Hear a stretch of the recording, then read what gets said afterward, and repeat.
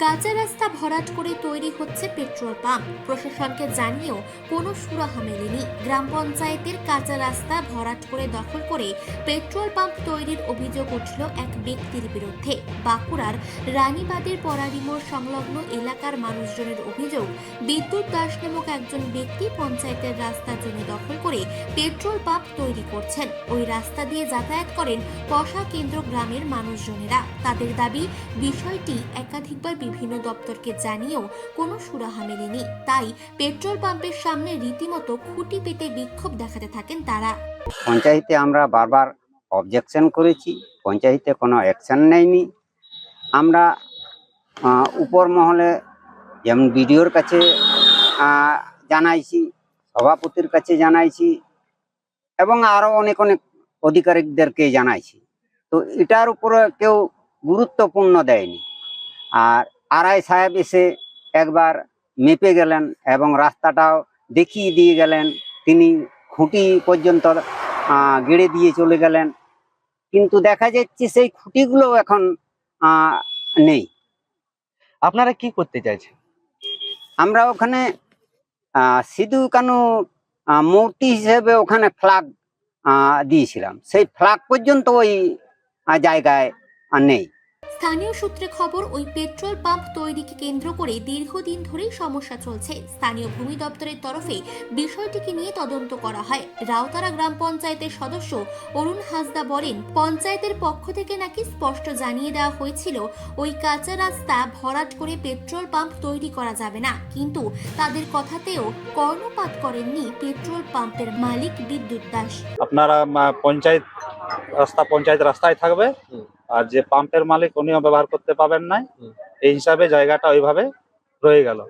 গ্রামের লোকগুলো আর তাহলে এইদিকে আর অতটা ইয়ে করে নাই। যে এই জায়গার মালিককেও বলা হলো যে এইভাবে কাকুকে ব্যবহার করা যাবে না বা সামান তামানও রাখা যাবে না। হ্যাঁ, দিয়ে পরে তো এইখানে তো যা কিছু দেখা গেল, ওই মালও ছিল সাইডে ফেলা, মালও ফেলা ছিল বা গাড়ি ঘোড়া চলাফেরা করেছে। এখানে প্রতিনিধি পঞ্চায়েত প্রতিনিধি, কিন্তু দেখা যাচ্ছে এখানে রাস্তাটা পুরোটাই দখল। আপনারা কি করছেন তাহলে? আমাদের ওই পঞ্চায়েত স্তর থেকে ওইভাবে ওই বলেছিল যে ঠিক আছে, তাহলে এটা পরে দেখা হবে। এইভাবে ওই যে গ্রামবাসী আমাদের পঞ্চায়েত থেকে বলেছিল যে পরে দেখা হবে, যতটা জায়গা আছে মানে পঞ্চায়েতে যেমন আছে ওইভাবেই থাকুক। তারপরে আর কোনো চিন্তা ভাবনা করেননি।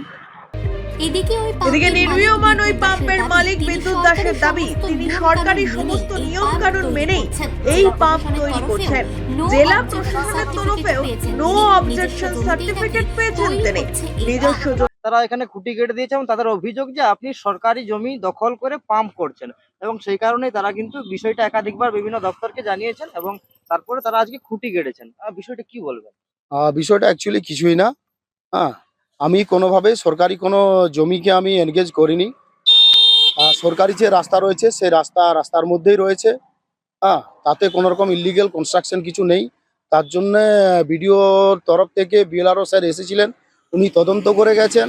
ওনার তদন্তের পরিপ্রেক্ষিতে ডিএম আমাকে এনওসি দিয়েছে কাজটা করার জন্য। তারপরে আমি পাম্প চালু করেছি।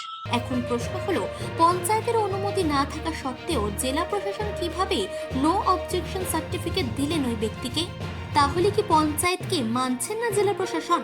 এবার গ্রামবাসীদের এই সমস্যার সমাধান কি আদৌ করবে প্রশাসন, নাকি পেট্রোল পাম্প মালিকের আধিপত্যে চাপা পড়বে অন্যায়?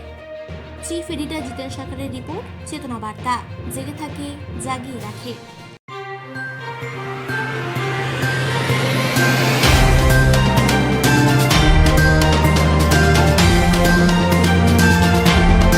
চেতনা বার্তা, জেগে থাকে, জাগিয়ে রাখে।